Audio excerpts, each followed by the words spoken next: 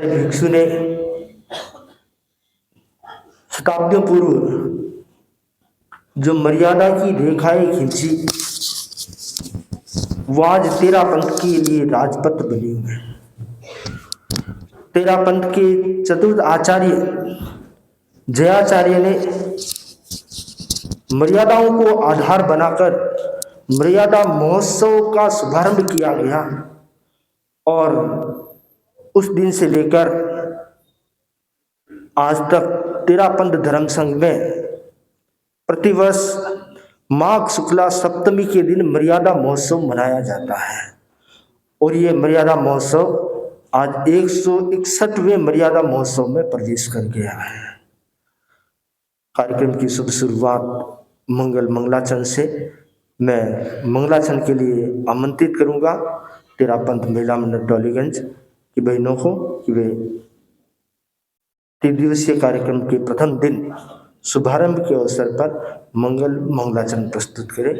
टोलीगंज तेरा पंथ महिला मंडल।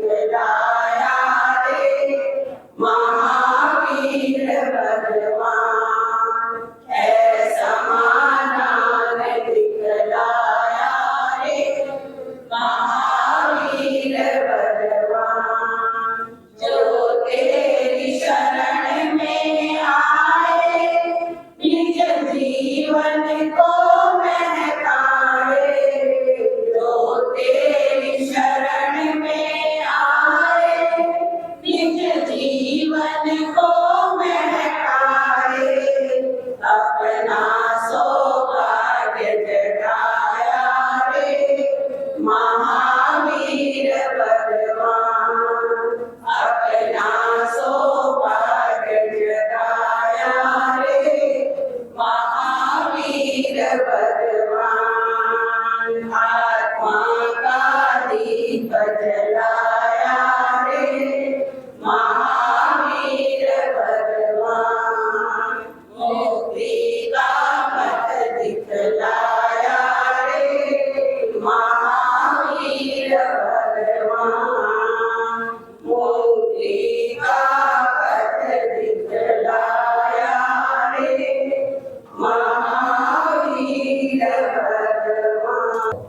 आमंत्रित करूंगा टॉलीगंज सभा के अध्यक्ष श्रीमान अशोक जी पारक को कि वह आज के इस अवसर पर अपना स्वागत वक्तव्य प्रस्तुत करें। अशोक जी पारक। वंदन। यहाँ विराजित मुनि श्री जिनेश कुमार जी, मुनि श्री परमानंद जी एवं मुनि श्री कुणाल कुमार जी को मथेण वंदामी। उपस्थित श्रावक समाज को जय जिनेंद्र।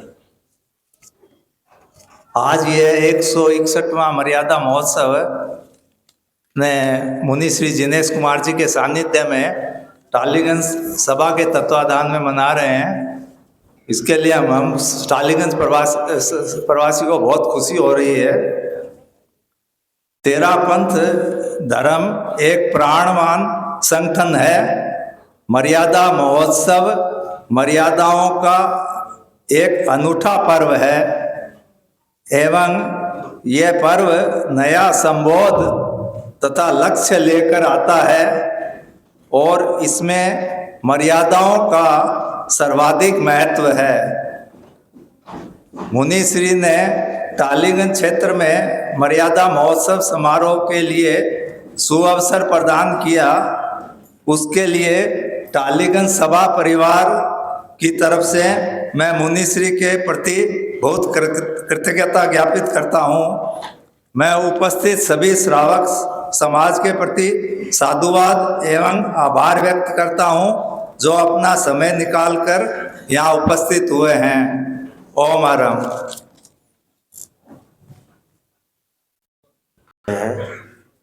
मर्यादा महोत्सव का ये संघीय कार्यक्रम टालीगंज वासियों को प्राप्त हुआ है।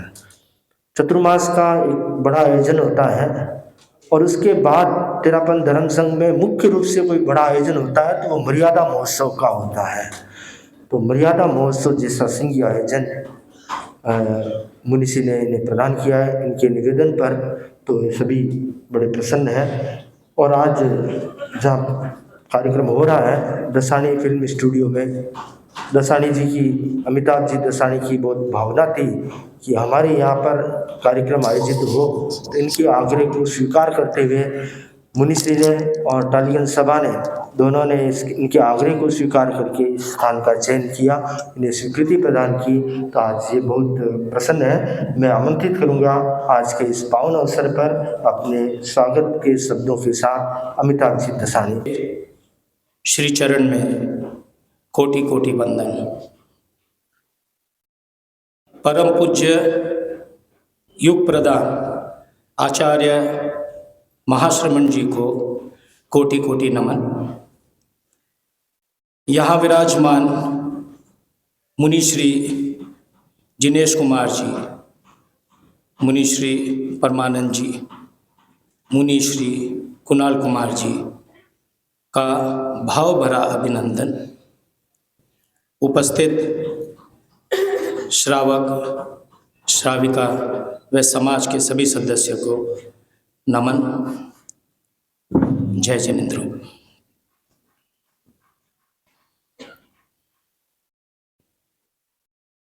पिछले वर्ष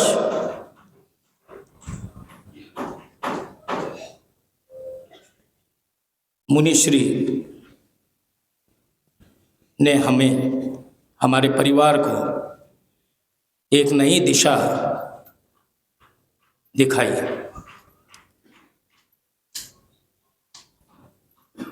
धर्म संघ का अमूल्य उपहार और उसके साथ हमें जोड़ने का जो सौभाग्य वो मुनि श्री के पुण्य प्रताप से हमें प्राप्त हुआ। हमारा पूरा दसानी परिवार, जिसको मैं संबोधित करता हूँ, वो कृतज्ञ बहुत छोटा शब्द है।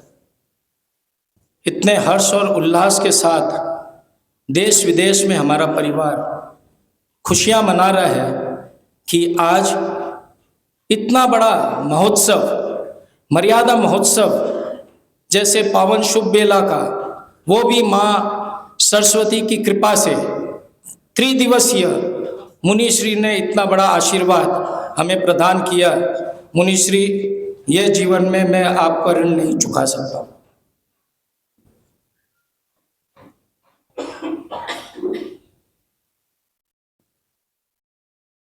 टालीगंज सभा के हर एक सदस्य ने जिस तरीके से मुझे साथ जोड़ा है और ऐसा मुझे सौभाग्य का लाभ प्राप्त किया है, मेरे परिवार को दिया है, उसके लिए बहुत बहुत नमन। मुझे ज़्यादा कुछ वक्तव्य बोलना आता नहीं है क्योंकि मैं बहुत भावुक हो जाता हूँ। पिछली बार भी कुछ ऐसा ही हुआ, परंतु इतना ही मानता हूँ कि मेरे पूज्य माताश्री, मेरे पूज्य पिताश्री, जिनके प्रताप से, जिनके आशीर्वाद से आज हम इस धर्म संघ के साथ जुड़ के आगम कर रहे हैं, ऐसा ही हौसला हमारा बुलंद रहे और हमारे परिवार को, हर परिवार के सदस्यों को आप आशीर्वाद प्रदान करें और मौका दें कि हम बेसी से बेसी सेवा का कार्यक्रम करें। मुनिश्री, और अधिक कुछ नहीं कहना चाहता हूँ। मैं भावभरा अपना नमन देता हूँ और आपकी आज्ञा हो तो 1 मिनट का समय मेरे परिवार की कुछ महिलाएं कुछ विराजित मुनि श्री जिनेश कुमार जी, मुनि श्री परमानंद जी, मुनि श्री कुणाल कुमार जी के चरणों में वंदना। मुनि श्री, मैं बहुत छोटी थी तब भाई साहब ने यहाँ सबसे पहले जनरेटर की फैक्ट्री का स्थापना की थी। आज वो वृक्ष वट वृक्ष बन गया है, इसमें अमिताभ का बहुत बड़ा हाथ है। दसानी परिवार का ये सौभाग्य है कि धर्म संघ का इतना बड़ा महोत्सव पर्व, जो उसका सुअवसर आपने इस परिवार को दिया है। भाई साहब संपत राय जी, पत्नी श्रेय कंवर, दोनों ही धर्म संघ के प्रति श्रद्धा निष्ठ थे। उन्हीं के संस्कारों से सिंचा हुआ यह परिवार आज आपकी सेवा में समर्पित है। उनका बड़ा बेटा अमिताभ, बहू प्रेम, छोटा बेटा भास्कर, उसकी पत्नी संजना, ये सब धर्म संघ के प्रति पूर्ण रूप से समर्पित है। अमिताभ का परम सौभाग्य है कि उसे यह महोत्सव मनाने का सुअवसर आपने प्रदान किया है। मेरी यही कामना है कि बार बार उसको धर्म संघ की सेवा करने का लाभ मिलता रहे। मुनिश्री, आपने उसको ये अवसर दोबारा दिया है, इसलिए ये अपने आप को परम सौभाग्यवत मानता है। इन्हीं शब्दों के साथ ओम अरहम।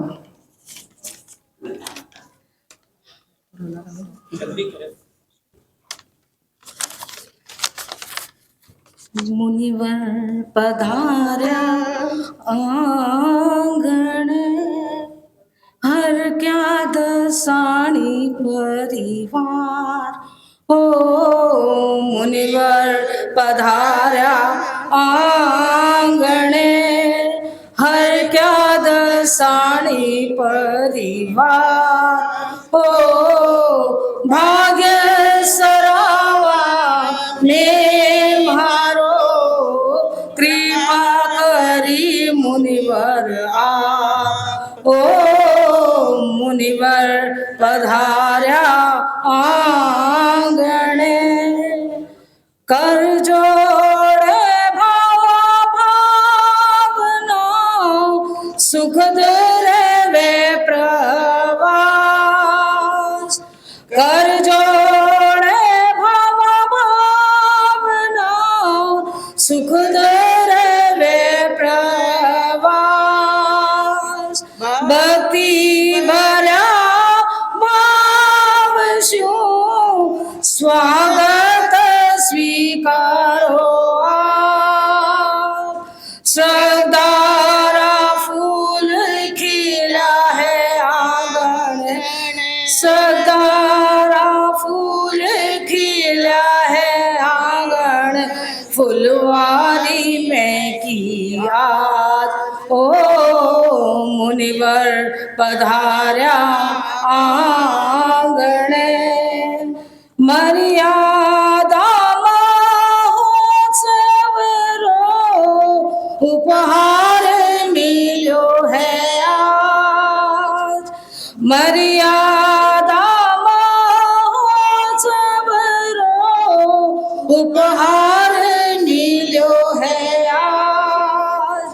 तन मन स्यु सेवा करो, चरणा में नतमस्तक वाणी बरसे अमृत धार, वाणी बरसे अमृत धार, जन जन सुन रया ओ मुनिवर पधार्या आंगणे, हर क्यों दसाणी परिवार हो भाय सरावा में मारो, कृपा करी मुनिवर ओ मुनिवर पधार्या आंगणे।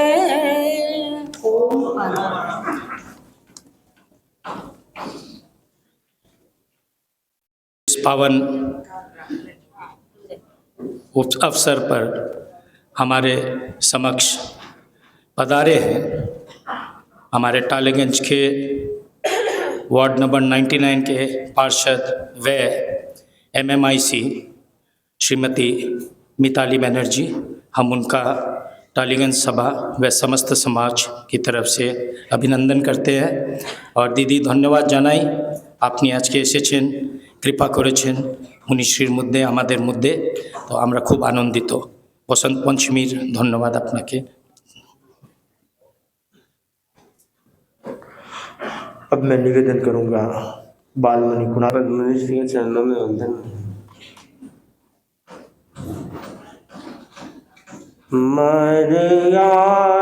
मर्यादामय जीवन यह हमने पाया है, मर्यादामय जीवन यह हमने पाया, उत्तम भैक्षव शासन सुरतरुक सी छाया है, मर्यादामय जीवन यह हमने पाया, आत्मार्थी संत सती शोभा इस गण की है, आत्मार्थी संत सती शोभा इस गण की है, यम के फुलवारी संयम के प्रण की है, भ्रातृत्व भावना का सागर लहराया है, मर्यादामय जीवन यह हमने पाया है, शासन की सेवा में जीना है मरना है, शासन की सेवा में जीना है मरना है, उन्नति हो शासन की यह हमको करना है, प्राणों के स्पंदन में यह भाव समाया है, मर्यादामय जीवन यह हमने पाया, गुरु का इंगित हमको प्राणों से प्यारा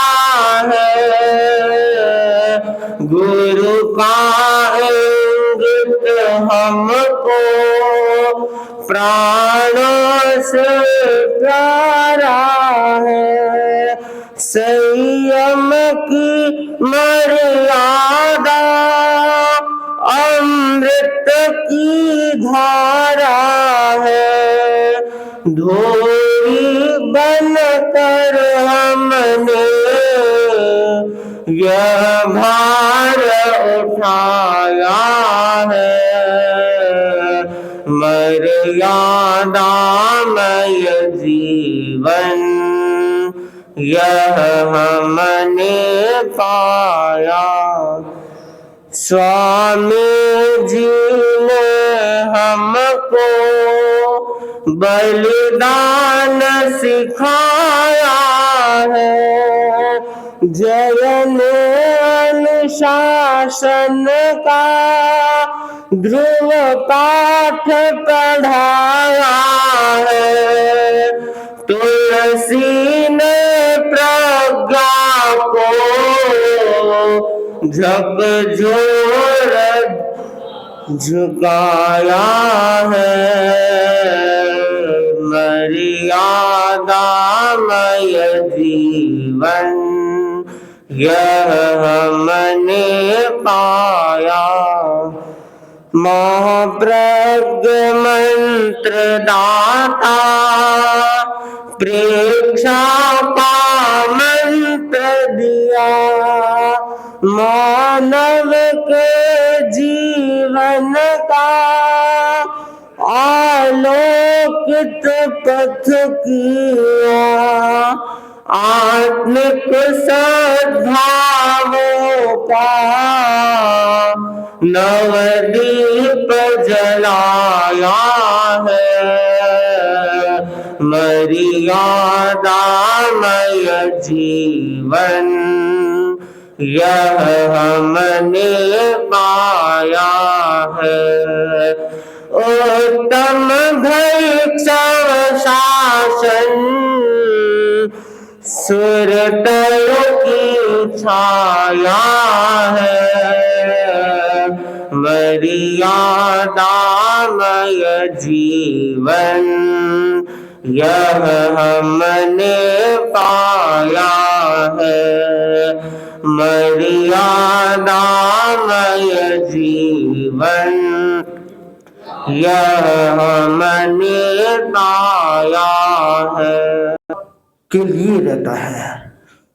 परम पूज्य गुरुदेव आज के दिन सेवा केंद्रों में चाकरी की नियुक्ति करते हैं और नियुक्ति के साथ ही आज का त्रिदिवसीय कार्यक्रम का आगाज होता है। तो सेवा का तेरा पंथ धर्म संघ में विशिष्ट स्थान है। स्वयं तीर्थंकर महावीर ने, प्रभु महावीर ने निर्वद्य सेवा को बहुत बड़ा धर्म बतलाया है। तो निर्वद्य सेवा जहाँ होती है वहाँ अपूर्व कर्म निर्जरा होती है। और यहाँ तक कहा गया है कि तीर्थंकर नाम गोत्र का उपार्जन तक उससे हो सकता है। तो सेवा का अपने आप में विशिष्ट महत्व है। इसलिए आज के प्रवचन का जो विषय रखा गया, मानवीय संबंधों की समरसता में सेवा की भूमिका। इंसान अकेला नहीं जीता, वह परिवार समाज में जीता है, समूह के बीच रहता है। और जहां पर अनेक लोग मिलते हैं तो परस्पर अपेक्षा रहती है। कोई भी व्यक्ति अकेला जीवन का निर्वाह नहीं कर सकता। सापेक्ष अपेक्षा के साथ जुड़े हुए, एक दूसरे का सहयोग जुड़ा हुआ है। और जहां सहयोग है वहां सेवा की आवश्यकता है। अगर स्वस्थ जीवन चाहते हैं और मानवीय संबंधों को बेहतर बनाना चाहते हैं तो उसके लिए सेवा बहुत जरूरी है। जब व्यक्ति सेवा के लिए संकल्पित होता है, एक दूसरे के लिए तत्पर रहता है, तैयार रहता है, तो वहां व्यक्ति का मूल्य बढ़ जाता है, उसकी इज्जत बढ़ जाती है। परिवार अपने आप को सुखी और समृद्ध महसूस करता है और जिस समाज में समाज के प्रति या समाज में परस्पर एक दूसरे के प्रति सेवा की भावना होती है, वहां पर समाज समृद्ध और सशक्त बनता है। वह समाज उन्नति को प्राप्त होता है जिस समाज में सेवा के संस्कार होते हैं। तो सेवा के संस्कार हर व्यक्ति के भीतर में रहने चाहिए, क्योंकि सेवा परस्पर दिलों को मिलाती है। कहा गया है, हार को जीत में बदलने की कला सीखो, हार को जीत में बदलने की कला सीखो, रुदन को गीत में बदलने की कला सीखो। अगर जिंदगी की असलियत को पाना है तो वैर को प्रीत में बदलने की कला सीखो। तो वैर को प्रीत में बदलने की कला सेवा है। सेवा जहां होती है वहां शत्रुता मित्रता में बदल जाती है। सेवा जहां होती है वहां पर आपसी दुर्भाव जो होता है वह दूर हो जाता है और सद्भाव जागृत हो जाता है। तो सेवा का बहुत बड़ा महत्व है। हर व्यक्ति को इसके लिए संकल्पित रहना चाहिए कि मुझे अगर सेवा का अवसर प्राप्त हो तो मैं उसमें कभी पीछे नहीं हटूंगा। तेरापंथ धर्म संघ में ऐसे अनेक उदाहरण देखने को मिलते हैं। आज से नहीं, आचार्य भिक्षु के समय से लेकर वर्तमान आचार्य महाश्रमण जी तक हम देखते हैं तो सैकड़ों उदाहरण मिल जाएंगे जो सेवा के लिए समर्पित रहे। परम पूज्य गुरुदेव आचार्य श्री महाश्रमण जी धर्म संघ की कितनी बड़ी सेवा कर रहे हैं। अपने जीवन का अधिकांश समय धर्म संघ की सेवा में लगा दिया। वे सेवा को धर्म मानते हैं कि सेवा ही मेरा आत्मधर्म है, सेवा ही साधना है और सेवा ही शक्ति है। और सुबह 4 बजे से लेकर रात को जब तक पौड़ाते हैं तब तक वे इस सेवा कार्य में लगे रहते हैं। सेवा के अनेक रूप हो सकते हैं, सेवा के विभिन्न आयाम हो सकते हैं, पर अगर मूल में भाव सेवा का हो तब व्यक्ति सेवा कर सकता है। और भाव सिर्फ सेवा कम और दिखावे का हो तो कभी उन्नति नहीं हो सकती। वर्तमान का माहौल कभी कभी हम देखते हैं, लोग सेवा कार्य के नाम से 4 कंबल बांट देते हैं, फोटो खिंचा करके प्रचार कर देते हैं जैसे हमने ही सेवा कार्य किया, किसी ने किया ही नहीं है। तो सेवा का दिखावा ज्यादा है। कहा गया है, समझ कम है लेकिन समझ का भार ज्यादा है। समझ कम है परंतु समझ का भार ज्यादा है, और प्यार कम है पर प्यार का इजहार ज्यादा है। दिखावे के इस जमाने में कहीं भी देखो, दिखावे के इस जमाने में कहीं भी देखो, सेवा कम है पर सेवा का प्रचार ज्यादा है। सेवा दिल से करे तब तो ठीक है, प्रचार अपने आप हो जाता है। जो सेवा करता है उसको प्रचार करने की आवश्यकता नहीं रहती है, अपने आप प्रचार हो जाता है उसका। तो सेवा में ये भावना बनी रहे कि सेवा में प्रचार महत्वपूर्ण नहीं है, सेवा में सेवा महत्वपूर्ण है। अगर सेवा करते जाएंगे और निस्वार्थ भाव से करते जाएंगे, बिना नाम की भावना के साथ करते जाएंगे, तो वह सेवा आपकी फलवान हो सकती है। और सिर्फ नाम और स्वार्थ भावना से अगर सेवा की जाती है तो वहां पर सेवा फलवान नहीं होती है। तो सेवा के साथ ज्ञान जुड़ जाता है तो और अधिक वह कल्याणकारी बन जाता है, और सेवा के साथ ज्ञान नहीं जुड़ता है तो कई बार वह अहितकारी हो जाता है। गुरु जी के 2 चेले थे, तो दोनों की भावना, गुरु जी हम आपकी सेवा करेंगे, पांव दबाएंगे। तो गुरु जी ने कहा ठीक है। गुरु जी सो रहे थे, सोने से पहले उन्होंने कह दिया, एक चेले को कह दिया कि राइट पांव तुम दबाओगे, और दूसरे चेले को बोल दिया लेफ्ट पांव तुम दबाओगे। ठीक है, अब दोनों पांव दबा रहे हैं। इतने में क्या होता है, थोड़ी देर में गुरु जी को नींद आ गई, और जब नींद आ गई तो राइट पांव लेफ्ट के ऊपर आ गया। जैसे ही ऊपर आया, जो लेफ्ट वाला था उसने उस पांव को जोर से उधर खिसकाते हुए बोला, तुम्हारा पांव मेरे पांव पर आ गया, ले जाओ उधर। तो दूसरे ने कहा, भी ऐसे क्यों पांव को फेंक रहा है? मेरे पांव के साथ तूने ऐसा किया है तो मैं तेरे पांव को भी नहीं छोड़ूंगा। जोर से मुक्का मारा उस पांव पे। गुरुजी बेचारे चिल्ला उठे, अरे भाई पांव तो मेरा है, तुम्हारे पांव नहीं है, कल्याण तो मेरा हो जाएगा। दोनों की सेवा के बीच में गुरुजी बेचारे फंस गए हैं। तो कहने का तात्पर्य है कि सेवा की भावना तो थी पर ज्ञान नहीं था कि भाई पांव को तकलीफ तेरा मेरा नहीं, पांव तो गुरुजी का है। ऊपर आ गया तो आ गया, धीरे से उसको साइड में किया जा सकता है, पर उसके साथ मारपीट करोगे तो सेवा की जगह वह तो नुकसान का काम हो जाएगा। तो सेवा के साथ ज्ञान जुड़ता है तब सेवा अधिक प्रभावी बन जाती है। और सेवा के साथ ज्ञान नहीं होता, सिर्फ अज्ञान होता है, सिर्फ अंधानुकरण होता है, तो वहां पर वह सेवा बहुत ज्यादा फलवान या कल्याणकारी नहीं बन पाती है। तो सेवा के साथ ज्ञान को जोड़ करके तेरापंथ धर्म संघ का जो सेवा का जो महत्व है उस महत्व को समझें और मानवीय संबंधों को, अपने पारिवारिक संबंधों को, अपने रिश्तों को सुधारने का प्रयास सेवा के द्वारा किया जा सकता है। बहुत सारे लोग ऐसा सोचते हैं कि हम सेवा क्यों करें, सेवा हम क्यों करें, करने वाला करेगा। ऐसा नहीं है। आपका छोटा सा योगदान, आज आप अगर आप किसी की छोटी सी सेवा करते हैं तो वह हो सकता है आपको बहुत बड़ा रिजल्ट दे सकती है, परिणाम दे सकती है भविष्य में। परंतु परिणाम के लिए नहीं, परंतु एक मानवीय मूल्य के विकास के लिए और मानवीय सौहार्द के विकास के लिए इस भावना से जुड़े रहें कि इंसान अगर इंसान के नहीं काम आएगा तो दूसरा कौन काम आएगा। आज देखने में आता है परिवार के सदस्य राह देखते रहते हैं, माँ बाप, मेरा बेटा आएगा, मुझसे बात करेगा, मेरी सेवा करेगा, और बेटे को समय नहीं अपने दोस्तों से, अपने मौज मस्ती से या अपने व्यवसाय से। तो जब वह घर वालों की, माँ बाप की भी सेवा नहीं कर पाता है तो वह दूसरों की सेवा क्या कर पाएगी, उसकी सेवा कैसे फलवान बनेगी।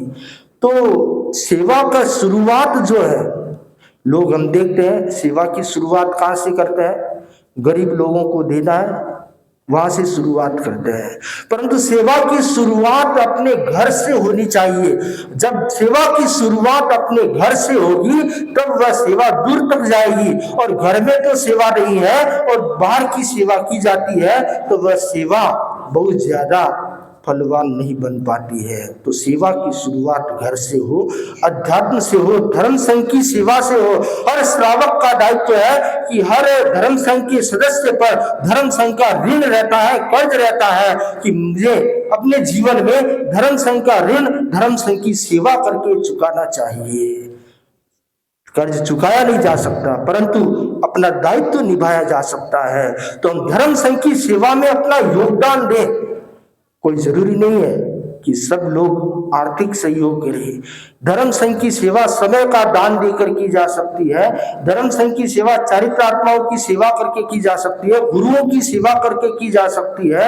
बहुत सारे आयाम हैं। किसी भी आयाम के साथ जुड़ करके अपने को सेवा के साथ धर्म संघ को जोड़ना चाहिए, धर्म संघ से जुड़ जाना चाहिए, जिससे हम धर्म और अध्यात्म की सेवा करते हुए इस विराट जैन संस्कृति को, भगवान महावीर के धर्म को, आचार्य भिक्षु की विचारधारा को, परंपरा को आगे बढ़ा सके और मानवीय संबंधों में एक समरसता का भाव पैदा कर सके। इन्हीं भावों के साथ मैं अब निवेदन करूंगा श्रद्धेय मुनिश्री से।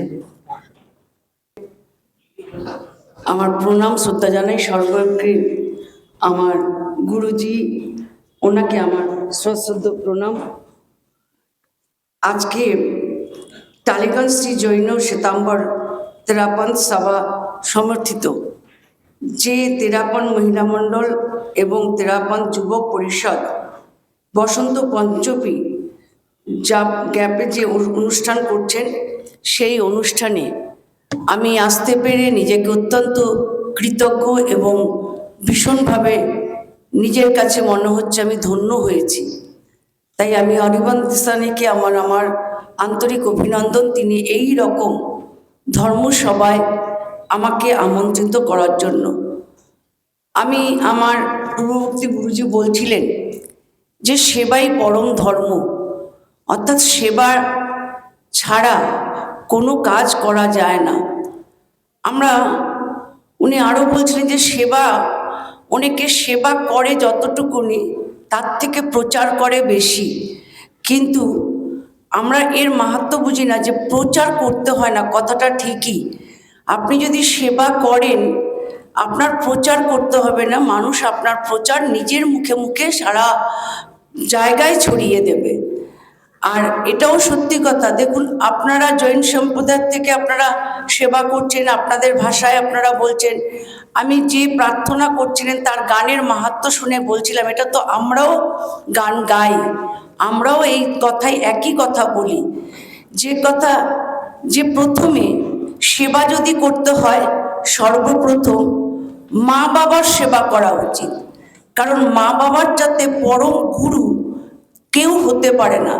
কারণ পৃথিবীর আলোতে যিনি আমাদের দেখিয়েছেন, বুঝিয়েছেন, চিনিয়েছেন, তার চাইতে বড় গুরু আমরা যতই মন্দির, মসজিদ, গির্জা, গুরুদ্বারা, জৈন মন্দির যেখানেই গিয়ে মাথা কুটি না কেন, সেই দেবতা কিন্তু স্নিগ্ধ হন। তিনি তখন বেশি আনন্দ হন যখন দেখে যে সেবক গুরুজির প্রায় এসে প্রণাম করছে, তার মনে হবে যে আমি প্রণাম করছি সে তার ঘরটাকে সুন্দর পরিপূর্ণ করে মা বাবাকে সেবা করে সংসারটাকে সুন্দর করেছে, তারপরে বহির্জগতে এসে তিনি সেবা করছেন। আমরাও এক একজন যারা পৌর প্রতিনিধি, আমরাও একটা সেবক, কিন্তু তাই বলে কি আমরা কেউ ধর্মের মন্দিরে যাই না? আজকে যখন আমাকে রাত্রিবেলা বলা হয়েছে, আমার মন ছুটে এসছে, রোববার আমাদের অনেক কাজ থাকে, কিন্তু মনে হয়েছে না, এই পবিত্র স্থানটাতে আমি যদি নিজেকে একটু স্পর্শ করাতে পারি, নিজেকে পৌঁছতে পারি, আমার মনে হবে আমি যেন সারাদিনের সকালে যে কথাটা আছে না, মর্নিং শোজ দ্য ডেজ, ঠিক তেমনি মনে হবে যেন আমি সকালবেলা ঘুম থেকে উঠেই যেখানে গিয়েছি সেখান থেকে একটা পবিত্রতা নিজের শরীরে বন্ধন করে আমি সারাদিনের কাজ করতে পারবো। অর্থাৎ সারাদিন আমার যে মেডিটেশনটা আমার এখানে হলো সেটা নিয়ে আমি ভালো ভালো কাজ করতে পারবো। আজকে পঞ্চমী তিথি, শ্রী পঞ্চমী, আমরা যেটা পড়ে এসেছি যে এই দিনে কোনো দিনও কোনো মুখ থেকে খারাপ কথা বলতে নেই, কোনো খারাপ ভাষা বলতে নেই, কোনো খারাপ উদ্দেশ্য করতে নেই। মা সরস্বতী যে জীব দিয়ে আমাদের কথাটা বলান, সেই জীবে যেন কখনো কোনো বিষ না থাকে, সেই জীবে যেন কখনো কোনো খারাপ কিছু না থাকে। শ্রী পঞ্চমী তিথিতে মা কাছে মা বাগদেবী এটাই আমাদেরকে নির্দেশ দিয়ে থাকেন, অর্থাৎ ওনার বই থেকে পড়ে থাকি। তো গুরুজি আরেকটা উদাহরণ দিচ্ছিলেন যে পাটে পানিয়ে, সেই নিয়ে আমার একটা কথা ভীষণভাবে মনে পড়ে গেল। একদিন মহাশিব বসে আছেন তার কৈলাসে, তার নারায়ণ গিয়ে বললেন যে প্রভু, এতবার তোমাকে আমি ডাকি, তুমি আমার ডাকে সাড়া দাও না। সবাই তোমাকে কখনো কখনো ডাকে, কখনো কখনো ঘুমের ঘোরে ডাকে, তাতে তুমি নড়ে চড়ে বসো। তখন বলল, তাহলে তোকে একটা কাজ দেবো, তুই করবি? বলে হ্যাঁ। বলে তুই এক বাটি, একটা স্টিলের বাটি বা কাঁসার বাটিতে একটা তেল নে, তেল নিয়ে তুই এটা সারা বিশ্ব ব্রহ্মাণ্ডে ঘুরে আয়, তাহলে আমি বুঝবো যে তুই আমাকে অত্যন্তভাবে মনে করিস। যেন দেখবি এক ফোঁটা তেলও যেন মাটিতে না পড়ে। তো নারায়ণ তো তেলটা নিয়ে ওই বাটি নিয়ে চলছে চলছে চলছে, খালি নজর তার কোথায়, যেন তেলটা মাটিতে না পড়ে। সে কিন্তু ঠাকুরের নামটা তখন, শিবের নামটা তখন করতে পারছে না, তার চিন্তা যে তার তেলটা না পড়ে যায়। ঘুরে এসে বললে, প্রভু দেখো আমি তেল এনেছি, এক ফোঁটাও তেল পড়েনি। বলে যে তুই চললি, চলতে চলতে তুই কতবার আমার নাম করেছিস? বলে প্রভু তোমার নাম করব কখন? আমি যদি তোমার নাম করতে গিয়ে আমার অগোচরে তেলটা পড়ে যায় তাহলে আমার তো হবে না। বলল দেখ, যে মাঠে চাষ করছে সে কৃষক, যে ধান বুনছে সেই কৃষক, যে মাটি কোপাচ্ছে যে কৃষক, যে একটা মেশিন চালাচ্ছে সেই শ্রমিক, সে কাটছে আর বলছে ঠাকুর আমাকে আরো শক্তি দাও, ঠাকুর আমাকে আরো ক্ষমতা দাও, আমাকে অনেক বেশি সাহস দাও, যাতে আমি সবাইকে নিয়ে ভালো রাখতে পারি। আমার এই ধান যেন সারা বাংলার মানুষ না, সারা পৃথিবীর মানুষকে পড়তে পারে। দেখছে কাজ করছে আর তারপর পর আমার নাম করছে। আমি তোর দিকে ভাববো না ওর কথা ভাববো? অর্থাৎ পরিশ্রমের মধ্যে, সেবার মধ্যে ভগবানকে পাওয়া যায়। শুধু বসে বসে থাকলে, নমস্কার করলে আর বারবার করে ধ্যানে মগ্ন হলেই আমার ধ্যানও হবে না, আমার কোনো চিন্তা শক্তিও হবে না। তাই সবসময় মনে রাখতে হবে পরিশ্রম, সেবা, এটাই আমাদের বড় ধর্ম। তাই আপনাদের এই সবাই আমার ক্ষুদ্র এইটুকুনি বলতে পেরে নিজেকে ভীষণ কৃতার্থ মনে হচ্ছে, ভীষণ কৃতজ্ঞ মনে হচ্ছে। আমার ভালো লাগছে যে আপনাদের মতন একটা সঙ্গে আমি উপস্থিত থাকতে পেরেছি। তার জন্য অরবিন্দাসনকে যেমন আমার ধন্যবাদ, তেমনি আমার গুরুজিকেও আমার অন্তরের প্রণাম জানাই, যেন উনি আশীর্বাদ করেন, আমাদের শক্তি দেন, আমাদের ক্ষমতা দেন, আমরা যেন মানুষের সেবায় সব সময় নিয়োজিত থাকতে পারি। ধন্যবাদ, নমস্কার।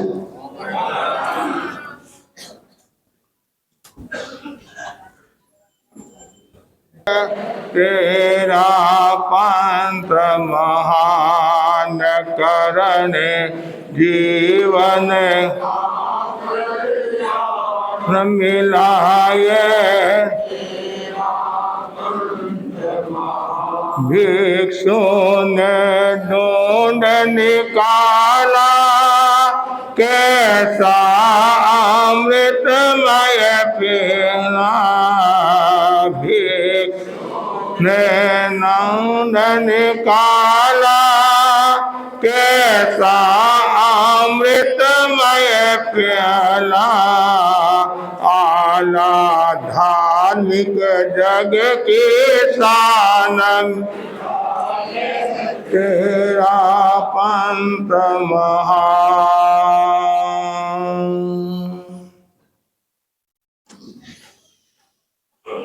अहिंसा के अवतार भगवान महावीर स्वामी के चरणों में कोटि से वंदन। युग प्रधान आचार्य श्री महासमुद्र के चरणों में कोटि से वंदन। मुनिवृंद, उपस्थित धार्मिक प्रेमी भाई और बहनों, दैनिक प्रवचन के अंतर्गत और आज त्रिदिवसीय मर्यादा महोत्सव का पहला दिन जो सेवा दिवस के रूप में मनाया जाता है, बसंत पंचमी है। और आज का जो विषय है मानवीय संबंधों की समरसता में सेवा की भूमिका। गौतम स्वामी ने भगवान महावीर से प्रश्न किया,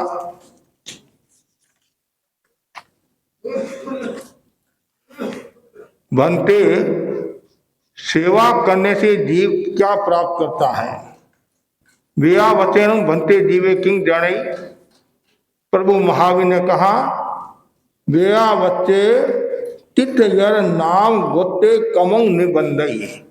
हे गौतम, सेवा करने से जीव तीर्थंकर नाम गोत्र का बंधन उपार्जन करता है। मानवीय संबंधों की दुनिया में जीने वाले व्यक्ति के लिए समरसता का होना बहुत आवश्यक है। समरसता के अभाव में संबंध तो होते, परंतु स्नेह का सुख, आत्मीयता के अभाव में, परंतु स्नेह, सुख, आत्मीयता, प्रेम नहीं होता है। और बात जब सामूहिकता की होती है तो समरसता का होना बहुत जरूरी हो जाता है। मानवीय संबंध अच्छे रहे, समरस रहे, इसके लिए सेवा की भूमिका महत्वपूर्ण बन जाती है। जहाँ संबंध में सेवा की भूमिका जुड़ती है वहाँ संबंध सुधर जाती है। तेरापन धर्म संघ के प्रणेता आचार्य भिक्षु ने सेवा पर बहुत अधिक बल दिया। सेवा के गुण की बदौलत तेरापन की आज भी विशिष्ट पहचान बनी हुई है। जयाचार्य ने सबसे पहले लाडनू में विक्रम संवत 1914 में सेवा केंद्र की स्थापना की। वर्तमान में विदासर, डूंगरगढ़, गंगाशहर, छापर आदि सेवा केंद्र है। हिसार उप सेवा केंद्र है। छापर और लाडनू दो संतों के सेवा केंद्र भी है और लाडनू, विदासर, डूंगरगढ़, गंगाशहर ये साधियों के सेवा केंद्र हैं। पहले राजलदेसर भी था। सेवा का अर्थ मानवीय संवेदनाओं की अभिव्यक्ति का नाम सेवा है। दुनिया में सेवा से बढ़कर कोई वशीकरण मंत्र नहीं है। दो दिलों को जोड़ने वाला एकमात्र यदि कोई उपाय है वह है सेवा।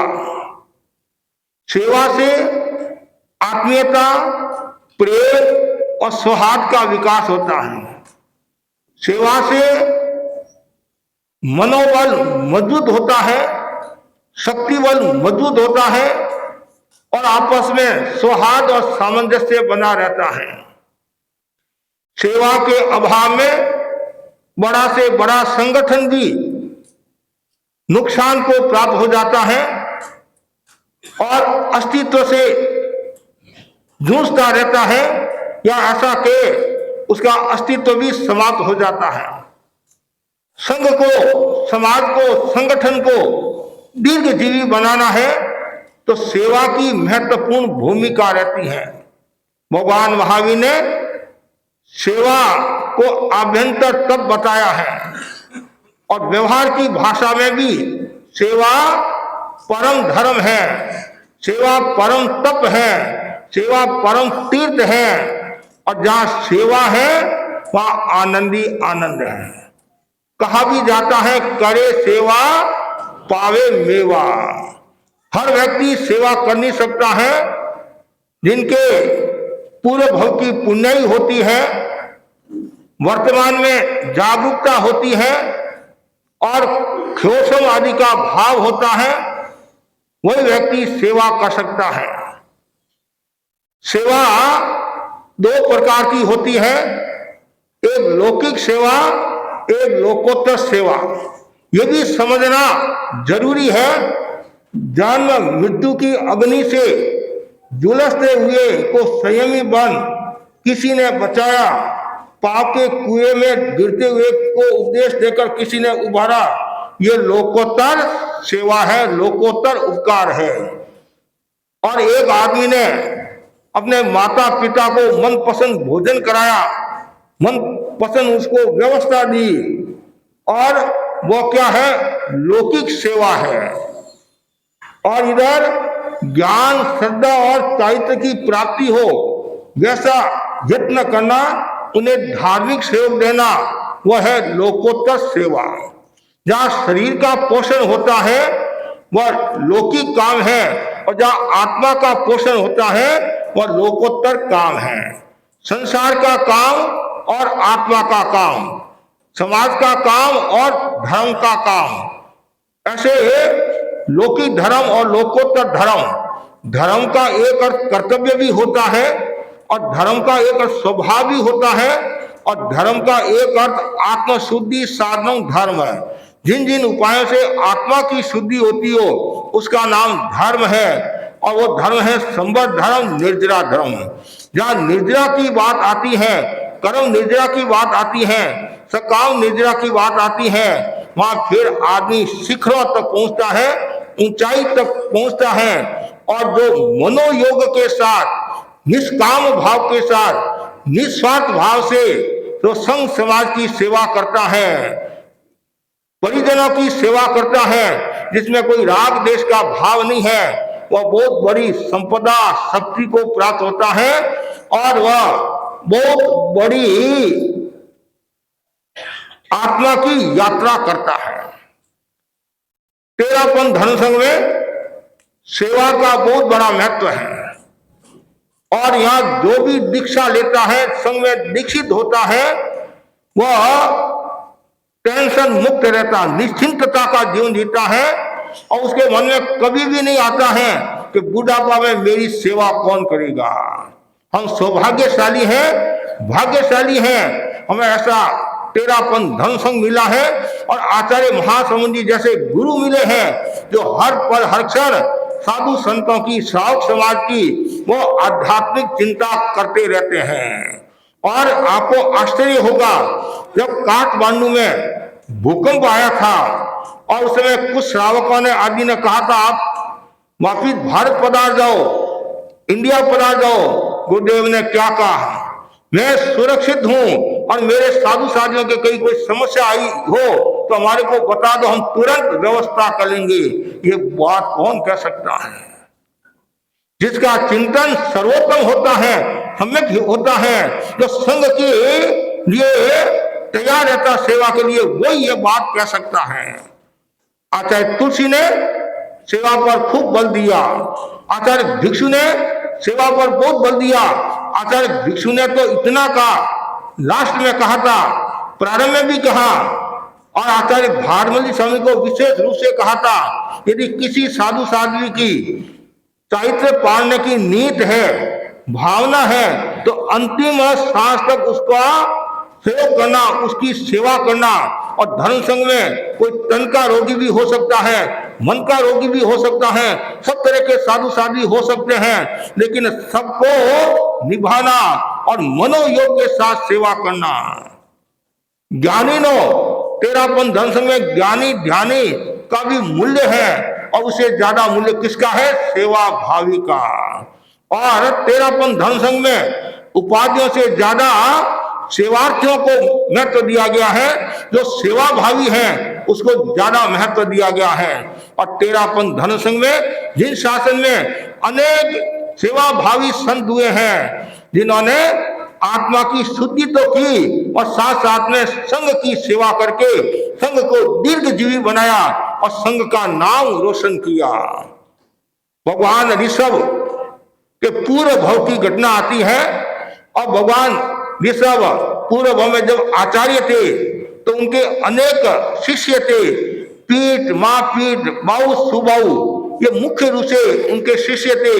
उनमें से 2 संतों को पढ़ाते थे और 2 500 साधुओं की गोची करते थे। कितने? 500 साधुओं की गोची आहार कराने के बाद में फिर वो आहार करते थे। एक बार आचार्य ने जो सेवा करने वाले साधु थे उनकी सेवा की कि ये कितने सेवा भावी है, आत्मार्थी है और संघ की सेवा करे हैं, साधुओं की सेवा करे हैं और गोची लाकर देते हैं और लास्ट में बचा कुचा ये खाते हैं। जो 2 साधु 500 साधुओं को पढ़ाने वाले थे, उनके मन में वो भावना आई कि सेवा तो हम करे हैं, हम कितना पढ़ा रहे हैं, गुरु ने हमारी प्रशंसा नहीं की और इनकी प्रशंसा की, ऐसा कहा जाता है। उनके मन में थोड़ा ईर्ष्या प्रतिशोध का भाव आ गया। परिणाम ये आया, जो 2 सेवार्थी साधु थे जो मनोयोग के साथ में सेवा करते थे, वो कालांतर में भरत और बाहुबली बनते हैं। कौन बनते हैं? भरत और बाहुबली बनते हैं। और जिन्होंने ईर्ष्या की वो कौन बने? ब्राह्मी और सुंदरी बने।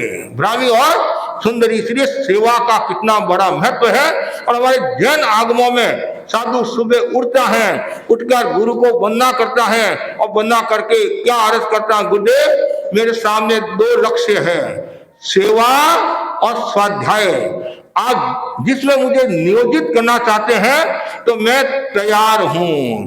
गुरु कहते हैं तुम सेवा करो और वो बिना बिना कोई भेदभाव किए और बिना कोई लालचा लिए और मनोयोग के साथ में वो सेवा में समर्पित हो जाता है। तो जो व्यक्ति सेवा में समर्पित होता है, मनोयोग के साथ सेवा करता है, तो उसका बहुत बड़ा मूल्य हो जाता है। एक सेवादायी होता है, एक सेवाग्राही होता है, एक सेवा देने वाला और एक सेवा लेने वाला। तो दोनों को ध्यान रखना चाहिए। जो सेवा लेने वाला है वो भी धैर्य रखे, विनम्रता रखे, सामंजस्य का भाव रखे और समय का ध्यान रखे। और जो सेवा देने वाला है वो भी धैर्य, विनम्रता रखे और कर्म निर्जरा की दृष्टि से उनकी सेवा करे और समाधि पहुंचाने का लक्ष्य रखे। तेरापंथ धर्म संघ में सेवा को 3 भागों में विभक्त किया गया है व्यवस्था की दृष्टि से। एक तो सापेक्ष सेवा, एक निरपेक्ष सेवा और एक व्यवस्थागत सेवा। फर्स्ट है व्यवस्थागत सेवा। जो तेरापंथ धर्म संघ में दीक्षित हो गया है तो उनके लिए 3 वर्ष चाकरी करना अनिवार्य है। अब किसी से कोई नहीं होता है कोई कारण से, तो वह दूसरा कोई कार्य करके और मतलब कर्ज उतारने की वह कोशिश करता है। और कभी यदि नहीं होता है तो उसके मन में बहुत पश्चाताप होता है। हमारे तेरापंथ धर्म संघ के वरिष्ठ संत हुए हैं मुनि छत्रमल्ली स्वामी, उनकी बहन साधवी संभवतः कमलू जी थे, कमलू जी बहन का नाम था। तो उन्होंने कहा मुनि छत्रमल, क्या उनका स्वर्गवास हो गया? और सपने में आकर उन्होंने कहा कि मैं सेवा कर नहीं सकी, तुम मेरी पार्टी की सेवा करके मेरा कर्ज उतार देना, मेरा कर्ज उतार देना। जिस संघ से मैंने इतनी सेवा ली है मैं उस संघ की सेवा कर नहीं सकी। ये बात गुरुदेव को निवेदन किया। तब संतों साधुओं की इस रूप में तो सेवा कर नहीं सकते हैं, तो फिर उन्होंने संतों की सेवा की। मतलब कमलू जी के नाम से, संभवतः साधी कमलू जी के नाम से संतों की सेवा की। तो कहने का मतलब यह कि जो धर्म संघ में दीक्षित होता है उनके हर पल हर क्षण मन में भावना रहती है मैं सेवा करूं, सेवा करूं, सेवा करूं। वे जीव भाग्यशाली हैं, वे साधु साधी भाग्यशाली हैं तो निरंतर सेवा में तल्लीन रहते हैं। हमारे मुनि शुक्ललाल स्वामी तो घोर तपस्वी, जिन्होंने कितनी सेवा की, पंचोला पालना तपस्या करते और सेवा और तपस्या के क्षेत्र में उन्होंने कीर्तिमान स्थापित किया। पालना है और किसी साधु ने आकर कह दिया महाराज मुझे कैंची की आवश्यकता है, सुई की आवश्यकता है, अमुक चीज की आवश्यकता है, तत्काल सब काम छोड़कर उनकी सेवा में लग जाते हैं। तो व्यवस्था की सेवा में क्या होता है, एक को 3 वर्ष तक सेवा करना अनिवार्य। पहले 2 वर्ष, अब वह 3 वर्ष का विधान हो गया है। और उसके बाद में दूसरी अपेक्षाकृत सेवा।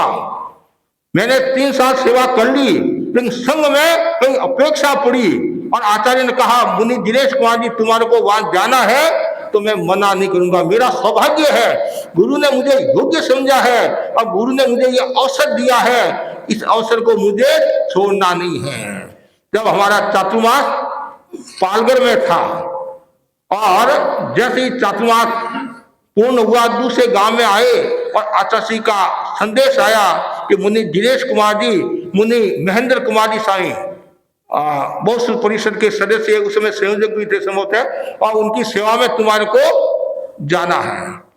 और जबकि बड़ी मुश्किल से हमें दर्शनों का आदेश मिला, बड़ी मुश्किल से 5-6 साल हो रहे थे, लेकिन जैसे ये आदेश आया गुरुदेव ने इतना कहा इतने दिनों में पहुंचना है, इतने दिनों में ऐसा समझ बता दिया।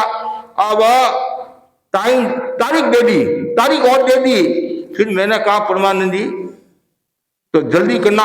फिर हमने निवेदन करा दिया, गुरुदेव का वापिस कुछ आया नहीं। मैंने कहा यदि नहीं आया तो एक अलग बात, आ गया तो हम पहुंच नहीं सकेंगे। तो दूसरे दिन हमने एक साथ में 25 किलोमीटर का 20-22 किलोमीटर का विहार करके करीबन 1 बजे के आसपास हम दूसरे क्षेत्र में पहुंचे। और फिर वापिस मुनि महेंद्र कुमार जी स्वामी का संदेश आया कि तुम आराम से आओ, तुम तुम्हारे हिसाब से। और फिर गुरुदेव का भी आदेश जैसी मतलब मुनि महेंद्र कुमार जी स्वामी जैसा कहे वैसा तुम सेवा कर लेना, जब तक वो कहे तब तक तुम्हारे को सेवा में रहना है। और हम बहुत खुश हुए, प्रसन्न हुए कि मुनि महेंद्र कुमार जी स्वामी की सेवा करने का हमें मौका मिलेगा। और लेकिन योग कम था, करीबन 9 दिन ही सेवा करने का मौका मिला, 9 दिन का। लेकिन वो 9 दिन हमारे लिए एक इतिहास हो गया।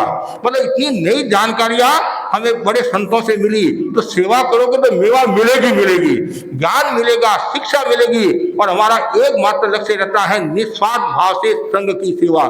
तो ये एक अपेक्षाकृत सेवा होती है।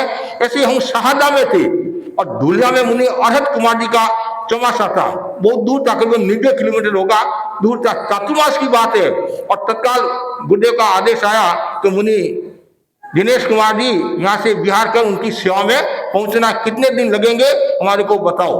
तत्काल हमने कोई कुछ नहीं, तत्काल गुरुदेव जैसी आपकी आज्ञा, और हम तत्काल तैयार है, और दूसरे दिन ही विहार करने का भाव है। लेकिन फिर वो सेवा का मौका हमें मिला नहीं और दूसरी व्यवस्था होगी। तो कहने का मतलब ये अपेक्षा भी, तो कभी भी संघ की सेवा होती है तो कभी मना नहीं करना चाहिए। और तीसरा है निरपेक्ष सेवा, मतलब इसका मतलब ये हुआ संघ में अपेक्षा नहीं है और तुम्हारी सेवा भी पूरी होगी है, फिर भी कुछ साधु साधी क्या कहते हैं, हमें सेवा का मौका दो, सेवा का मौका दो। अनेक ऐसी साधियां हैं जो गुरुदेव को निवेदन करती है कि जितने भी हमारे केंद्र हैं, ये सेवा केंद्र हैं, तीर्थ हैं, और मुझे सब जगह सेवा का मौका दो। जब उनकी सेवा होगी है और मौका दो और मौका दो। हमारे मुनि कमल कुमार जी स्वामी कितनी सेवा करते हैं, मुनि हर्षलाल जी स्वामी, और भी अनेक ऐसी साधियां हैं जो निरंतर सेवा के लिए तत्पर रहती हैं कि गुरुदेव मुझे मौका दो। और आपने देखा होगा जब मर्यादा महोत्सव का समय आता नहीं, और तो सुबह सुबह अनेक साधुआं जब गुरुदेव की सेवा में आती है, दर्शन के लिए आती है, तो क्या करे, सेवा का मौका, चाकरी की कृपा कराओ, चाकरी की कृपा कराओ, चाकरी की कृपा कराओ। तो गुरुदेव तो हर किसी को तो मौका नहीं देते हैं, लेकिन वो व्यवस्था के हिसाब से, लेकिन सबके मन में ये रहता है। और मनोयोग के साथ ऐसा नहीं है कि आचार्य को राजी रखने के लिए, रिझाने के लिए नहीं, निर्जरा के लिए कि मुझे मौका दो, मौका दो। कुछ तो चलाकर अर्ज करते हैं, चलाकर अर्ज करते हो। वे जी भाग्यशाली है जो निरंतर साधु संतों की सेवा में अपना जीवन व्यतीत करते हैं और चाकरी के लिए तैयार रहते हैं। लेकिन मेरे को अभी तक सौभाग्य प्राप्त नहीं हुआ है, मेरे को अभी तक सौभाग्य प्राप्त नहीं हुआ है। ऐसे एक बार मुनि मोहनलाल जी आमिर के साथ में छापर में हम 9 दिन सेवा करने का मौका मिला था। 9 दिन मुनि पालन संघ के गड़बड़ हो गई थी, उनको सुलझान कर जाना पड़ा, तो हम सेवा में रहे, लेकिन अभी तक मौका नहीं मिला। लेकिन मैंने संतों को भी कहा कि हम गुरु के दर्शन करें, जल्दी से जल्दी ये कर्जा उतारना है, पर कर्जा उतारना है क्यों, हमने संघ से इतनी सेवा ली है तो हर समय तैयार रहना चाहिए। मैं तो श्रावक समाज को भी कहना चाहूंगा, आप श्रावक समाज को क्या कहना चाहूंगा, संघ आपको इतना दे रहा है और संघ से आप इतनी सेवा ले रहे हैं, तो आपका भी कर्तव्य है कि मैं भी संघ को सेवा दूं। जब भी राष्ट्र की सेवा है, आचार्यों की सेवा है, तो हर समय तैयार रहना चाहिए। चातुर्मास में सेवा करो, शेष काल में सेवा करो, रास्ते की सेवा करो। इससे क्या होगा, संबंध जोड़ेंगे। आप यदि रास्ते की 4 दिन की सेवा करते हो हैं, तो कितने संबंध जुड़ते हैं। और जहां कम भाई बहन है, उस समय यदि आचार्यों की सेवा करते हैं तो गुरुदेव आपको सेवा का मौका भी देते हैं, और कभी कभी परिचय भी हो जाता है, कभी कभी परिचय भी हो जाता है। तो सेवा का बहुत बड़ा मूल्य है। तो व्यवस्थागत सेवा, अपेक्षागत सेवा और निरपेक्ष सेवा, लेकिन सेवा के लिए हर समय तैयार रहना चाहिए। जो व्यक्ति सेवा के लिए तैयार रहता है और वो बहुत निर्जरा को प्राप्त होता है। और अग्लान भाव से, कहते नहीं, अग्लान भाव से सेवा करनी चाहिए। और सेवा किसकी करनी चाहिए, जो ग्लान, शेष, वृद्ध, तपस्वी है, इनकी विशेष रूप से सेवा करनी चाहिए। ये छोटे साधु हैं जो संघ के भरोसे आए हैं, आचार्य के भरोसे आए हैं। आपने देखा होगा गुरुदेव छोटे छोटे साधुओं को कितना ध्यान रखते हैं, कितना ध्यान रखते हैं कि भाई ये सर्दी का समय है, इनको कंबल उड़ाना, सर्दी का समय है, ये वस्तु का ध्यान रखना, ये भोजन कराना, ऐसा कराना। और जो वृद्ध है उनकी भी कितनी चिंता करते हैं कि भाई इनके क्षेत्र अनुकूल रहे, इनके कोई तकलीफ नहीं आए। और जो तपस्वी है उनके लिए भी कितनी व्यवस्था करते हैं। जब दयाचार्य ऋषि राय के समय में बड़े बड़े तपस्वी हुए, 6 माह की तपस्या करने वाले, तो उनके लिए क्षेत्र कौन सा अनुकूल रह सकता है। तो उस समय मेवाड़ में ज्यादा तपस्या होती थी, क्यों, मेवाड़ ठंडा देश था और वहां सुविधा भी थी। तो आचार्य बहुत ध्यान रखते थे वृद्ध का, तपस्वी का, ग्लान का, और जो रोगी है उनका विशेष ध्यान रखते हैं। तो जो सेवा करता है तो उसका मूल्य भी होता है। और टेरापंथ धर्म संघ में जिन्होंने भी मनोयोग के साथ में सेवा की है तो उनको आचार्य ने प्रोत्साहित भी किया है। मुनि रावतमली स्वामी, मुनि जतनलाली स्वामी और भाई जी महाराज जो सेवा भावी के नाम से प्रसिद्ध थे, उन्होंने किस प्रकार संतों की सेवा की।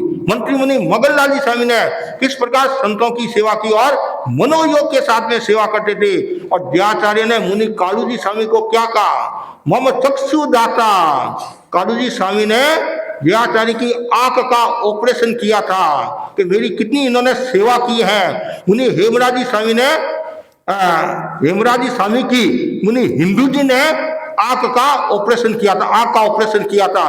उस समय डॉक्टर नहीं करते थे, डॉक्टर की देख रेख में और हमारे कुछ तो साधु परफेक्ट भी हो गए थे। और ऐसे ऐसे नासुर का भी ऑपरेशन कर लेते और भी छोटे मोटे मुनि कुंदनमली स्वामी, मतलब मुनि चौथमली स्वामी, इन्होंने किस प्रकार सेवा की है उनके बारे में तो आप जानते नहीं जानते हैं, पुरानी बात है। लेकिन मुनि मधुकर जी स्वामी ने किस प्रकार छोटे छोटे साधुओं की और जो अस्वस्थ साधुओं की सेवा की, वो अपने आप में विशिष्ट है। और आचार्य हर समय मतलब साधु संतों की चिंता करते हैं, कहाँ किसको नियोजित करना है, ये भी बहुत बड़ी सेवा है।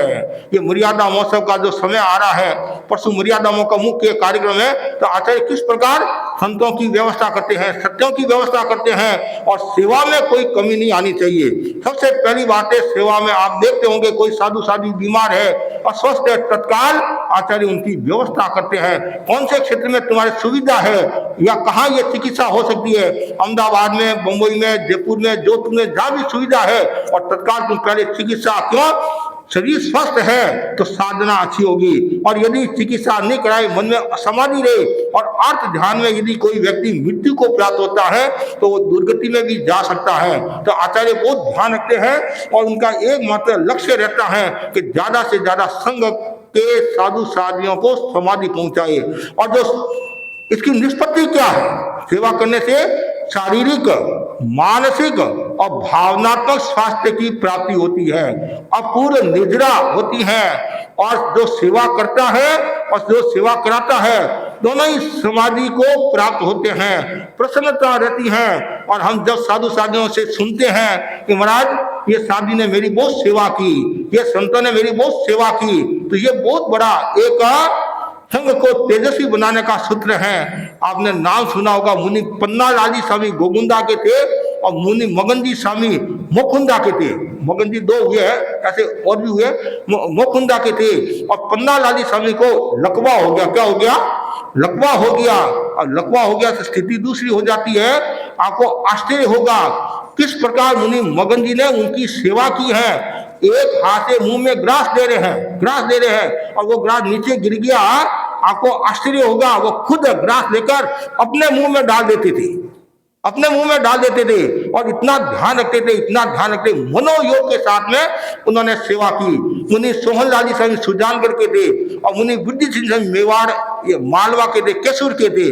और सोहनलाली स्वामी को उसमें 10 ये अधीन हो गया, पेट की बीमारी होगी और इतनी दिन में लेटरिन लगती थी, दस्तें लगती थी, उसमें तो ये व्यवस्था नहीं थी। और आपको आश्चर्य होगा, इधर तो संत आहार करे हैं और इधर समस्या आगे तत्काल छोड़कर उनकी सेवा में 10 बार, 15 बार, 20 बार सेवा करने का मौका। और लेकिन मनोयोग के साथ में उन्होंने सेवा की। ऐसी सेवा करने से हमारा धर्म संघ शक्तिशाली होता है, धर्म संघ मजबूत होता है। मुझे मेरे समय की बात है, मतलब मैं मुनि मोहनलाल जी आमिर के साथ में था और उदयपुर की घटना है। मुनि अर्जुन लाल जी स्वामी हमारे साथ में थे, मोहनलाल जी स्वामी के साथ में थे और मैं गोची जाने की तैयारी कर रहा था। इतने में क्या होता है, मुनि अर्जुन लाल स्वामी को उल्टी होगी, अवस्था थी, उल्टी होगी। और मैं तत्काल झोली को रखने लगा तो बड़े सन मोहनलाल स्वामी ने कहा तुम जाओ गोची जाओ। महाराज ये काम मैं करूंगा। नहीं तुम जाओ, क्यों, भक्ति भी करना है, देरी हो जाएगी। आपको आश्चर्य होगा, इतने बड़े संत मेरे को नहीं उठाने दिया, तुम गोची जाओ, क्यों अव्यवस्था न हो जाए। उन्होंने वो जगह को साफ किया। लेकिन अर्जुन लाल स्वामी के मन में क्या आया कि देखो इतनी ग्लानि हुई उनको कि मेरे जोग से इनको सेवा करनी पड़ी है। मतलब ऐसा वो अन्यथा का भाव नहीं कि हमारे धर्म संघ में कितने तपस्वी है, उसमें मोहनलाल स्वामी ने भी मनोयोग के साथ में सेवा की। ये हमारा कर्तव्य है, नैतिक कर्तव्य है। संघ की काम आएगा, दूसरा कौन काम आएगा? सेवा किसकी करना? जो साधर्मिक है, वात्सल्य देने वाला है, महावतधारी साधु है, उनकी निर्वध्य जो सेवा है वो सेवा बहुत बड़ी शक्ति देने वाली होती है। कहते नहीं, माँ बाप की जैसे आशीष मिलती है वैसे गुरुजनों की आशीष मिलने से भी हमारी शक्ति सद्गुणित हो जाती है। ऐसा कहा जाता नहीं, माता पिता की सेवा, गुरु की सेवा और माता पिता की सेवा से ऋण से मुक्त कब होंगे? कि जब आप माता पिता को संयम के लिए प्रेरित करते हो। जैसे कोई मुनि दीक्षित हुआ और माँ बाप को ताड़ना है, तो अब उनकी सेवा तो उस रूप में तो वो कर नहीं सकता है, तो वो भावना बाता है मेरे माँ बाप के ऋण से मुझे मुक्त होना है, तो ये दीक्षा ले ले तो मैं माँ की बाप की सेवा करूं। मत दीक्षा के बाद में पुत्र है तो पिता की सेवा, और पुत्री है तो माता की सेवा, साध्वी की सेवा, वो भावना रहती। जब तक माँ बाप के ऋण से मुक्त नहीं होते हैं तो समाधि कहाँ से मिलेगी? वो संयम के अर्थ में बताया गया है। यदि पूर्ण ऋण से मुक्त होना है तो गुरु की सेवा करो, कर्मों का जो ऋण है उससे छुटकारा पाओ और माता पिता के ऋण से छुटकारा पाओ। और तीनों में सबसे महत्वपूर्ण जो बात बताई है वो है सेवा। सेवा का बहुत बड़ा मूल्य है। और आज वर्तमान के परिप्रेक्ष्य में हम चिंतन करते हैं तो कभी कभी मन में थोड़ा सा दर्द भी होता है कि कहाँ हमारा समाज जा रहा है। और आज तो मुंह से क्या निकलता है कि माता पिता मेरे साथ में रहते हैं। क्या रहते हैं? माता पिता मेरे साथ में रहते हैं। इससे और दुर्भाग्य क्या होगा? होना यह चाहिए मैं सौभाग्यशाली हूं, मुझे ऐसे माता पिता मिले हैं और मैं इनकी सन्निधि में रह रहा हूं और मैं इनके निश्चय में, इनके सानिध्य में विकास कर रहा हूं। कभी भी ऐसा नहीं करना चाहिए मुझे सेवा करनी पड़ रही है। मनोयोग के साथ में सेवा, आध्यात्मिक सेवा का बहुत बड़ा मूल्य है, निर्वध्य सेवा का बहुत बड़ा मूल्य है। और जो संयम में सिद्ध करता है, समाधि पहुंचाता है और मनोयोग के साथ सेवा करता है तो बहुत बड़ी संपदा शक्ति को प्राप्त होता है। आज जो वृद्धाश्रम की हम बात कर रहे हैं, सुनते हैं कि आज वृद्धाश्रम शुरू हो गए हैं। किसी ने कल्पना की कि विदेशों में हम सुनते थे, लेकिन आज भारत में भी वृद्धाश्रम प्रारंभ हो गए हैं और कोई सेवा करने वाला नहीं है। या कभी कभी तो ऐसा ही होता है, माँ बाप को वृद्धाश्रम में भेज देते हैं और एक जगह तो ऐसा हुआ एक साल में 45 भाइयों का स्वर्गवास हो गया होगा। मतलब वो वृद्धाश्रम में संभव है। और आश्चर्य करोगे कुछ के बेटे दाह संस्कार के समय आए, बाकी तो दाह संस्कार के समय नहीं आए। कितना खर्चा आया है वो खर्चा हमारे को बता दो, हम भेज देंगे, हमारे पास में टाइम नहीं है। अब बोलो आप इससे और ज्यादा क्या मैं आपको सुनाऊं। इसलिए जिस माँ बाप ने आपको जन्म दिया है उस माँ बाप को समाधि पहुंचाना कितना कहा है कि एक माँ 10 बच्चों की परवरिश कर सकती है और 10 बच्चे मिलकर माँ बाप की परवरिश नहीं कर सकते हैं। तो अब इससे और ज्यादा क्या होगा। इसलिए माँ बाप को समाधि पहुंचाना, माँ बाप की आशीष बहुत बड़ी आशीष होती है, बहुत बड़ी शक्ति देने वाली होती है। कभी भी माँ बाप को खुला नहीं छोड़ना, मतलब अकेला नहीं छोड़ना चाहिए। आज हम सुनते हैं कि तू वहां चली जा, तू वहां चली जाए। और एक जगह तो ऐसा हुआ, एक बाप के 2 बेटे, दोनों की शादी हुई और एक बहू बोली मैं ससुर की सेवा कर सकती हूँ और एक बहू बोली मैं ससुर की सेवा कर सकती हूँ। परिणाम यह आया एक को ऊपर एक को नीचे रहना पड़ा। यह स्थिति है। तो अब देखो आगे क्या होगा। भगवान ने कहा है कि जो माँ बाप को समाधि नहीं पहुंचाता है और माँ बाप का मान सम्मान नहीं रखता है तो फिर उसका विकास कैसे होगा, उसकी आत्मा का उत्थान कैसे होगा। तो जरूरी है हमारे भीतर में सेवा भावना, और सेवा भावना भी कब होगी जब आपके भीतर में विनम्रता का भाव होगा। कभी कभी कहते हैं कि सेवा तो बहुत करती है, कहते नहीं सेवा तो बहुत करती है और साथ साथ में हुक्म भी चलाती रहती है, ऐसा भी करती रहती है। देखो भाई सेवा लेने वाला है तो उसको थोड़ा सहन तो करना ही पड़ेगा। दुधारू गाय होती नहीं तो लात भी मारती है, तो सहन तो करना ही पड़ेगा। यदि आप प्रसन्नता के साथ सहन करते हैं तो माहौल बदल भी सकता है। कभी कभी क्या होता है कठोर स्वभाव को मृदु स्वभाव वाला भी बना सकते हैं और मृदु स्वभाव वाले को कठोर स्वभाव वाला भी बना सकते हैं। इसलिए आवश्यकता है हमारे भीतर में सेवा भावना रहे। और आचार्य विशेष रूप से ध्यान देते हैं, आपको आश्चर्य होगा, बहुत पुरानी घटना है, 250-300 साल पहले की घटना है, पंजाब की घटना है। जैनाचार्य के पास में अनेक साधु थे और एक साधु को कुष्ठ रोग हो गया। कोट बोलते हैं कुष्ठ रोग हो गया, तो परिणाम यह आया, उनके जो साथी थे, वो साथी उनसे दूर रहने लगे, उनके पास में नहीं आते। तो धीरे धीरे वो रोगी, तन का रोगी तो था, फिर मन का रोगी क्या मतलब उदास हो गया, निराश हो गया। एक दिन आचार्य की नजर पड़ी कि क्या बात है, ऐसी स्थिति है, साधु मेरे पास में बैठते नहीं है, मेरे से दूर रहते, मैं तो उदास हूँ, खिन्न हूँ। जैसे ये बात आचार्य ने सुनी, आचार्य देखते रह गए। आचार्य ने कहा तुम उदास मत हो, तुम संयम में स्थिर रहे और विचलित मत हो, मैं तुम्हारी सेवा करूँ, मैं तुम्हारे साथ में आर करूंगा। क्या कहा? मैं तुम्हारे साथ में आर करूंगा। आश्चर्य है, आचार्य खुद उस साधु के पास में आर करते तो धीरे धीरे ऐसा माहौल बना और बाकी के जो साधु थे वो भी उनकी सेवा में आ गए और वातावरण सरस हो गया। आचार्य चाहे तो सारा कुछ चेंज कर सकते हैं, वातावरण को चेंज कर सकते हैं। तो इसलिए एक बहुत सुंदर कहा गया है, सेवा के दीप जलाए, सेवा के दीप मुक्ति पथ को सब पाए जी, सेवा के दीप जलाए, सेवा के दीप जलाए। सेवा का दीप जलाना है और जो व्यक्ति सेवा का दीप जलाता है और मुक्ति पथ को प्राप्त होता है। और गुरुदेव तुलसी ने पंचसूत्र में भी लिखा, उसका सार यह है, सेवा को शाश्वत धर्म बतलाया है। सेवा भेद विसर्जन की साधना है और सेवा स्वयं समर्पण अद्भुत शक्ति देने वाला तत्व है। और जो मनोयोग के साथ सेवा करता है वह कर्म निद्रा का भागी होता है, आत्मा को विशुद्ध और शुद्ध बनाता है। तो आवश्यकता है हमारे भीतर में सेवा का भाव रहे और जितनी ज्यादा सेवा होगी उतना ही व्यक्ति आगे बढ़ेगा।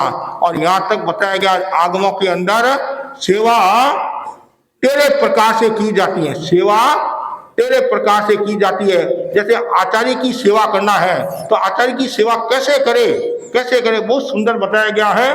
सबसे पहले आचार्य की सेवा के बारे में बताया है, आहार पानी की व्यवस्था करे, आचार्य के लिए आहार की व्यवस्था करे, पानी की व्यवस्था करे, शैया की व्यवस्था करे, आसन देना और उनकी प्रतिलेखना करना, पाप पूछना, नित्य रोगी हो तो औषध लाकर देना, विहार के समय मार्ग में सहारा देना और राजा के क्रुद्ध होने पर उनकी रक्षा का प्रबंधन करना और चोरादी का उपद्रव होने पर उन्हें बचाना, दो सेवन करके आए हो तो उन्हें प्रायश्चित देकर शुद्ध बनाना और ग्रान अवस्था में हो तो उनके आवश्यक वस्तुओं का संपादन करना और लघु शंका आदि के निवारण के लिए पात्र उपस्थित करना। ये 13। तो आचार्य को भी सेवा की आवश्यकता रहती है, मुनि को भी सेवा की आवश्यकता रहती है। तो लेकिन जो साधु है वो सावधानी रखे और सेवा किसकी करना, आचार्य की, उपाध्याय की, स्थविर की, तपस्वी की, शिक्ष की, ग्राम की, साथ धार्मिक की, कुल की, गण की और संघ की। और उनमें मुख्य रूप से जो मैंने बताया आपको, तपस्वी, शिक्ष, ग्लान और वृद्ध की अवश्य सेवा करनी चाहिए। मतलब विकट परिस्थिति में उनको संभालना चाहिए। संभालने से क्या होगा, उनको समाधि मिलेगी, उनका रोग दूर होगा। और आपने जैसे वर्तमान में भी हम आचार्य श्री के श्रीमुख से सुनते हैं और इतिहास में भी ऐसी अनेक घटनाएं आती हैं, जिसमें एक आचार्य भिक्षु की घटना आती नहीं। आचार्य भिक्षु को एक बार रात को लघु शंका के लिए बार बार उठना पड़ा। तो खेसी स्वामी जो हमारे सेवा भावी संत हुए हैं तो उन्होंने सहज भाव से कहा, गुरुदेव आज आपको बार बार उठना पड़ा। तो भिक्षु स्वामी ने उस बात को दूसरे रूप में लिया कि इसको बार बार उठना पड़ा इसलिए ये कह रहा है। तो स्वामी जी ने कहा कि खेसी आज यदि रात को उठना पड़ा तो तुम्हारे को उठाने का त्याग है। खेसी स्वामी देखते रह गए, लेकिन खेसी खेसी थे और उन्हीं के तो शिष्य थे। गुरुदेव आपको उठाने का त्याग है तो मेरे को सोने का ही त्याग है। और आप होते तो एक तो मैं सेवा करता हूं, ऊपर से ठोला और मारता है, तो वो सेवा नहीं कर सकता है। सेवा वही कर सकता है जो आत्माती है, निद्राती है, पाप गुरु है। इसलिए हर समय सेवा के लिए तैयार होना चाहिए। और जो सेवा के लिए तैयार होता है, और आपने साध्वी अंसा जी का नाम सुना? साध्वी अंसा जी का जो तपस्विनी डूंगरगढ़ की साध्वी थी, और आपको आश्चर्य होगा कितनी साध्वियों की उन्होंने सेवा की है। साध्वी नजर कुमारी जी की सेवा की है, और साध्वी कान कुमारी जी जो साध्वी प्रमुखा, और एक एक महीने की तपस्या में 2-3 घंटे तक मालिश करती थी। साध्वी प्रमुखा कान कुमारी जी का मालिश करती थी, और 20 वर्ष तक सेवा करने का मौका मिला। कितना? 20 साल तक। और आचार्य तुलसी ने कहा कि साध्वी अंसा का कहीं हाथ लग जाता है तो ठीक करके ही रहती है, पर कोई साध्वी बीमार हो जाते है तो वो सेवा करती तो ठीक हो जाती है। साध्वी सूरज कुमारी जी थे हमारे नवदीक्षित राजगढ़ के, तो उनको टीबी आदि होगी, बीमारी होगी थी कुछ, तो अब चला नहीं जाता, तो उनको जेठाना से ब्यावर से लाडनू खंडे पर बिठा कर लाया। छोटी थी, खंडे पर बिठा कर लाया। देखो ऐसी साधियां, कितनी सेवा, तपस्वी भी थी और सेवा भाविनी भी थी, साध्वी अंसा जी। और भी ऐसे अनेक उदाहरण आते हैं। तो इसलिए सभी भाई बहनों को सेवा करनी चाहिए, और मनोयोग के साथ में सेवा करनी चाहिए। जो मनोयोग के साथ में सेवा करता है तो उसका तो बहुत बड़ा मूल्य हो जाता है, और जो मनोयोग के साथ सेवा नहीं करता है और केवल प्रदर्शन के लिए सेवा करता है, नाम के लिए सेवा करता है, तो फिर मुश्किल हो जाती है। पहले के लोग जो सेवा करते, ध्यान से सुनना, पहले के लोग जो सेवा करते वो अपने कर्तव्य समझ के सेवा करते। और फिर बीच का युग आया कि महाराज हम सेवा करते, काम करते, तो हमारा नाम भी होना चाहिए। वर्तमान में काम कम और नाम का तूफान ज्यादा हो गया। बस महाराज हमारा उल्लेख कर दो, चाहे हम आए या नहीं आए। कभी कभी एक भाई ने मुझे बताया कि महाराज मैंने किसी का नाम नहीं लिया, मेरी समस्या होगी। तो मैंने कहा वो भाई परिषद में ठीक नहीं, कि परिषद में नहीं थी तो भी हमारा नाम लो कि हम यहाँ की प्रमुख है। और नाम की जगह लिया जाता है, और ऐसे एक एक का नाम बोलने लग जाएगी तो फिर वो वक्तव्य कब देगी? वो नाम सुनने के लिए श्रावक थोड़ी आए। लेकिन हमारा कर्तव्य है कि हम मनोयोग के साथ सेवा करें, और मनोयोग के साथ में सेवा करेंगे तो आज नहीं कल आपका मूल्यांकन होगा। आज जो शासन गौरव, शासन श्री, शासन स्तंभ जो मिलता है ऐसे थोड़ी मिलता है। उन्होंने संघ की सेवा की है। केवल शारीरिक सेवा ही नहीं होती है, प्रवचन करना वो भी सेवा है, असमाधि वाले को समाधि में लाना वो भी सेवा है, कोई नशा में डूबा हुआ है नशा मुक्त करना वो भी बहुत बड़ी सेवा है। एक श्रावक यदि निर्लज्ज सेवा करता है तो कितना लाभ होता है। जैसे संतों ने बताया नहीं, आज जो सेवा का जो रूप है, ये सामाजिक सेवा, उसका भी अपना मूल्य है, लेकिन उसमें है सेवा भावना कम है, प्रदर्शन का भाव ज्यादा है, दिखावा का भाव ज्यादा है, और लोग भी उनके बहाव में आ जाते। देखो कितनी सेवा, कितनी सेवा। एक भाई ने कहा महाराज 25 कंबल बांटे होंगे शायद, संभवतः है, और एक कंबल का 125 रुपया। कितना? और अकेले ने नहीं, उनमें भी 4 या 5 भागीदार, और नाम आ गया भामाशाह। अब बोलो आप। लेकिन कुछ ऐसे लोग भी होते हैं सेवा करने के बाद में अपना नाम भी नहीं बताते हैं, गुप्त दान भी देते ना से।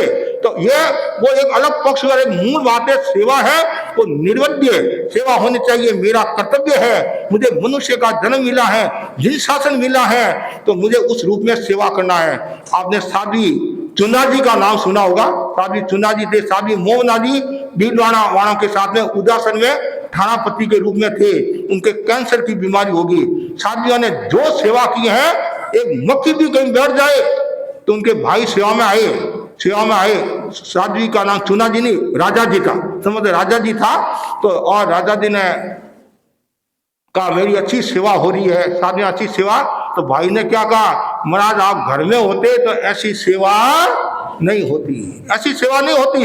ये तेरापन धन संग है। तो ये तो हमारे को जन्म के साथ ही जन्म घुटी बोलते नहीं, तो सेवा के संस्कार हैं। कभी कभी आपने देखा होगा 50-50 किलोमीटर का विहार करके पहुंच जाते हैं। हमारे मुनि ज्ञानेंद्र कुमार जी स्वामी है, मेवाड़ की घटना है, मुनि जतेंद्र जी स्वामी के साथ में थे और संत कोई बीमार हो गए और बीमार हो गए, तत्काल 2 ही संत थे वो, और उसी समय एक संतों ने विहार किया, 40-50 किलोमीटर का विहार करके वहां पहुंच गए कि हमारा कर्तव्य है, हम नहीं सेवा करेंगे तो कौन सेवा करेगा। और कभी कभी कोई यदि साधु मना कर देता है तो फिर वो संघ के बाहर उनको जाना पड़ता है। दालगनी के समय हमारे संत हरियाणा के, उनकी सेवा की आवश्यकता थी तो दूसरे संतन का मैं शुक्लापना मेरे से नहीं होता है, तो दालगनी ने उनको समझाया। वो जो सेवा लेने वाले थे वो देवलोक के दूसरा सिंगाड़ा आ गया था, तो दालगनी ने उनको समझाया ऐसा नहीं करना चाहिए, सेवा करनी जरूरी है, तो मेरे से ये नहीं होती है, तो नहीं होती तो कब तू बूढ़ा हो गया तो फिर कौन सेवा करेगा, नहीं होगी, मतलब ऐसे ही टाइप के समझ सद बोले। परिणाम ये आया, संघ से बाहर उनको जाना पड़ा। और चारवास में संत विराजे थे, कोई दूसरा सिंगाड़ा आया तो वहां सुमेर मदी सिसाई वाले संत थे, तो वो उनको साथ लेकर कालगुनी के पास में आ गए। और जैसे सुमेर मदी स्वामी ने दर्शन किए, संतों ने दर्शन किए, तो और किसी विरासर के श्रावक ने जब चारवास में दर्शन किए कि महाराज सेवा की कमी आ भाई, एक संत गए हुए हैं, तो उन्होंने कालगुनी को निवेदन किया। जैसे वो दर्शन करते हैं और कालगुनी ने कहा आप किसकी आज्ञा से आए, इसी रास्ते वापिस जाओ, जो लेकर आए। अरे तुम्हारा तो ये कर्तव्य होता कि वो संत बूढ़े हैं, वृद्ध, उनकी सेवा करना, और तुम जो सेवा करने वाला उसको भी साथ में लेकर आ गया, वापिस सिंगाड़े को भेज दिया। ये तेरापन धन संघ की विशेषता है, आचार्य की विशेषता है।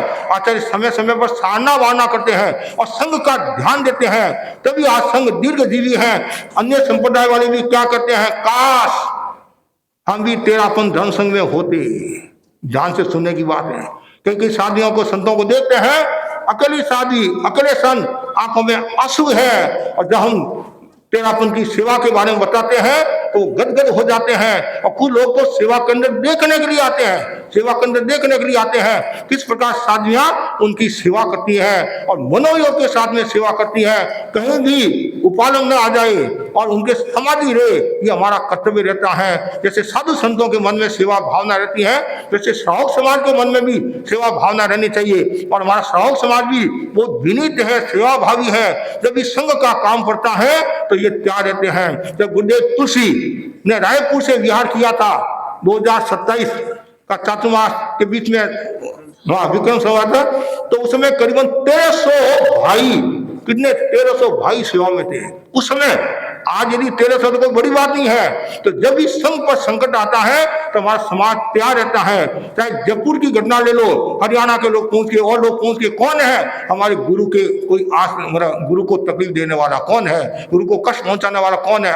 तो मेरे मन में हर समय सेवा भावना, जब भी संघ का काम पड़े तो जरूर सेवा का लक्ष्य रखना चाहिए। तो बस मैं इतना ही आपको कहना चाहता हूँ, सभी भाई बहन मनोयोग के साथ में संघ की सेवा करें, समाज की आध्यात्मिक सेवा पर ध्यान दे, और जो व्यक्ति मनोयोग के साथ में सेवा करता है और तो वो व्यक्ति खुद आगे बढ़ता है। और मुनि देवराज जी स्वामी हमारे हुए वो नंदीसेन मुनि, आचार्य तुलसी ने उनको नंदीसेन मुनि की उपमा से उपमित किया।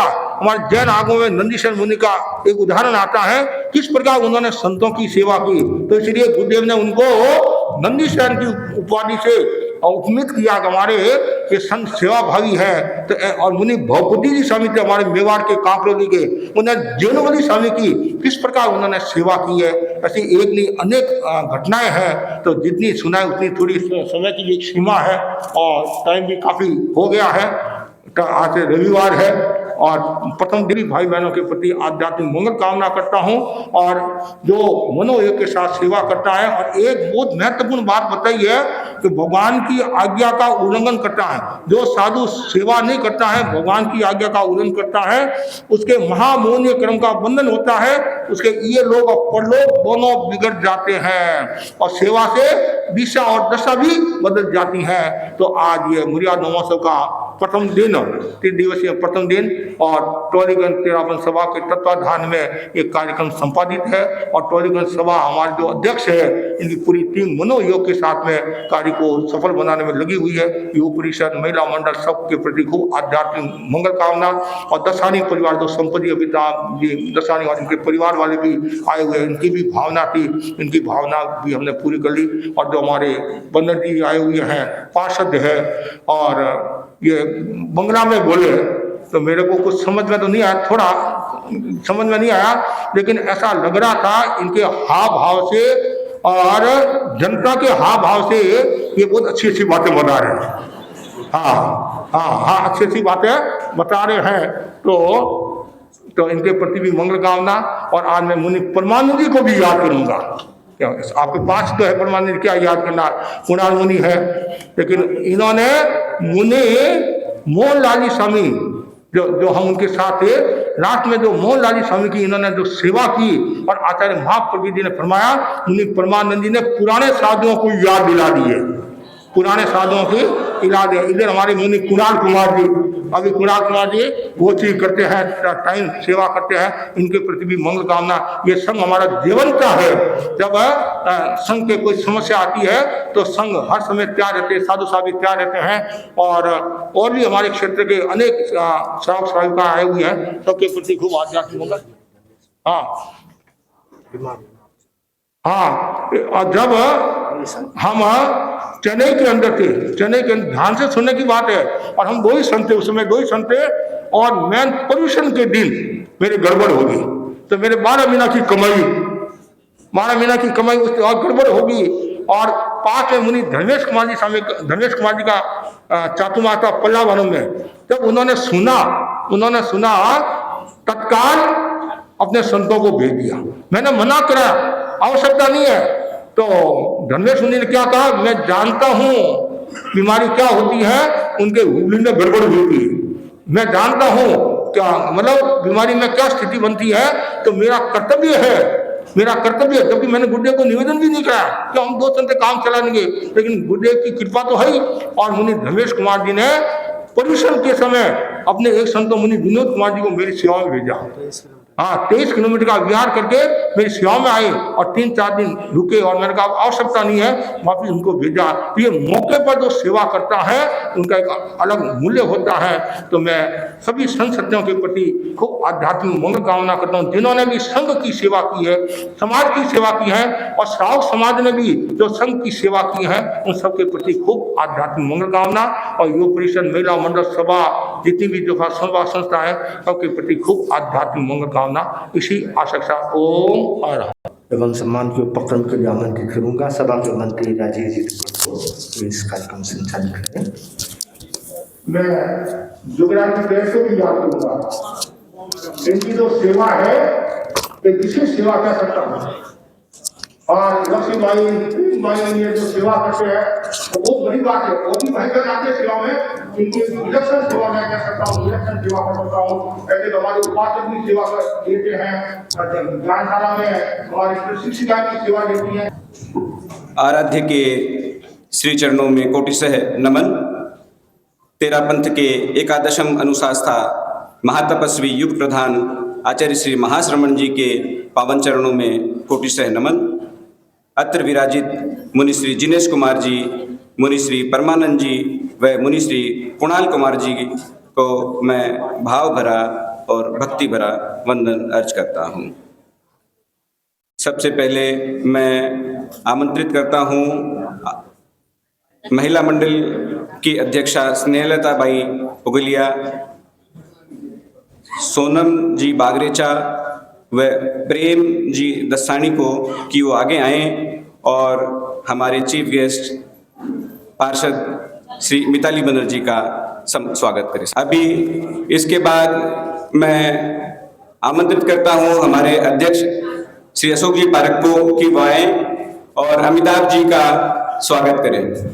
अमिताभ जी दसानी करता हूं आज सर्वप्रथम आचार्य श्री महाश्रमण जी का, जिन्होंने अपने विद्वान सुशिष्य श्री जिनेश कुमार जी को कोलकाता क्षेत्र प्रदान किया। उसके बाद मैं आभार व्यक्त करता हूं मुनि श्री जिनेश कुमार जी का, जिनेश कुमार जी ठाणा 3 का, जिन्होंने महती कृपा करके मर्यादा महोत्सव का महनीय कार्यक्रम तालीगंज सभा को प्रदान किया। आज जिन्होंने सेवा के महत्व का विस्तृत वर्णन किया और उसके महत्व को बताया। आज हम सब इससे कुछ भी प्रेरणा लेके घर जाएं तो हमारा जीवन सार्थक और सफल हो सकता है। इसके बाद आभार के क्रम में मैं आभार व्यक्त करता हूं अमिताभ जी दसानी व उनके परिवार का, जिनके प्रांगण में यह कार्यक्रम आयोजित हो रहा है। मैं आभार व्यक्त करता हूं 72 कोलकाता की सभी सभा संस्थाओं के पदाधिकारियों का व गणमान्य व्यक्तियों का, जिन्होंने कार्यक्रम में पधार कर हम सब का व धर्म संघ का मान बढ़ाया। आभार व्यक्त करता हूं अध्यक्ष महोदय व पूरी कार्यकारिणी का, जिनके पूर्ण सहयोग से यह कार्यक्रम संपन्नता की ओर बढ़ रहा है। आभार व्यक्त करता हूं टॉलीगंज तेयूप और महिला मंडल का, जिनके सक्रिय सहयोग से यह कार्यक्रम सफल हो रहा है। आभार कोलकाता पुलिस ट्रैफिक गार्ड व प्रशासन का, जिन्होंने व्यवस्था में सहयोग प्रदान किया। आभार पूरे ही सकल श्रावक समाज का, आपके आने से धर्म संघ की प्रभावना बढ़ती है। धन्यवाद धन्यवाद। 7 बजे भिक्षु धम्म जागरण का कार्यक्रम है, जिसमें अधिक से अधिक लोग पार्टिसिपेट करें और आप लोग पधारें। और एक चीज और सूचना देनी है कि 12 बजे से आचार्य श्री का